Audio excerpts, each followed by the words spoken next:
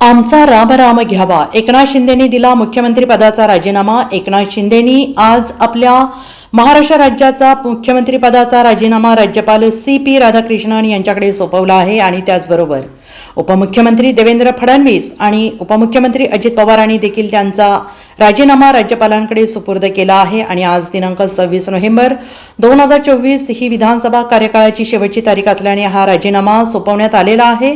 आणि नवीन सरकार स्थापन होईपर्यंत एकनाथ शिंदेच कार्यकारी मुख्यमंत्री म्हणून राज्याचा कारभार पाहणार आहेत.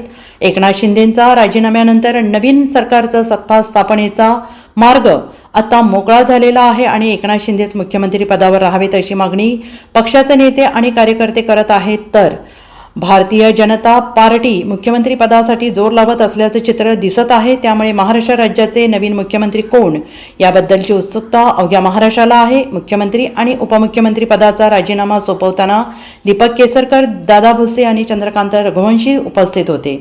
Bureau report SBN Marathi, Sangli.